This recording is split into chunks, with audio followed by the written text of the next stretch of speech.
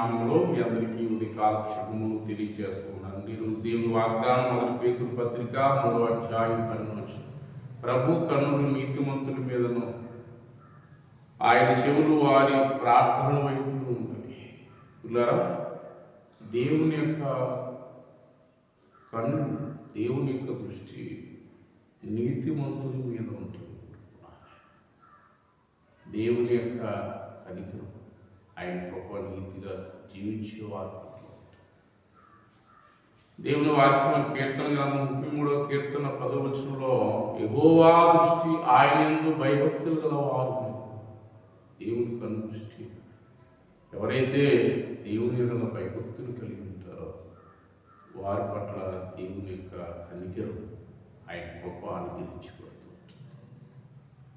దేవుని పిల్లల ఆది కాండము 6వ అధ్యాయం 8వ వచనం నోవహు యెహోవా దృష్టి యందు కృప పొందినవాడు. నోవహు తన తమ్ముడు వారందరూ కూడా నీతిగా జీవించి అందుకే జలప్రయాణించి నోవహు కుటుంబాన్ని దేవుడు కాపాడి సంరక్షించినట్లుగా చూస్తారు. దావీదు అంటాడు, నీతిమంతుడు సంతానం విలువబట్టు కానీ భిక్షమిట్టుగా నేను చూచేవాడంట. దేవుడు ఎప్పుడు నీతిగా జీవించేవాడు కుటుంబాలు పిల్లల ఉన్నతమైన స్థితిలోనే దేవుడు ఎప్పుడు ఏర్పాటు చేస్తాడు.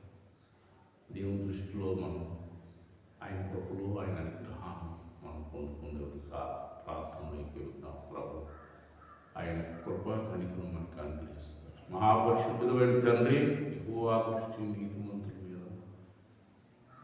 నీ చెవులు నాయన వారి ప్రార్థన వైపు ఆ విధంగా నాయన ఉదయకాల ప్రార్థన ఇస్తున్నటువంటి వారిని, వారి కుటుంబాన్ని నాయన వారి పట్ల నీ కనికరం, నీ కృప, నీ అనుగ్రహాన్ని నాయన మీరు చూపించి ఉదయకాలపు దైవ ఆశీర్వాదాలతో బిడ్డలు ప్రార్థన ఇస్తున్నటువంటి వాళ్ళు అందరినీ దీవించుకొని యేసు నామమున ప్రార్థన చేసి పెట్టుకుంటున్నారు. మా పర్వతం మై గాడ్ బ్లెస్ యు.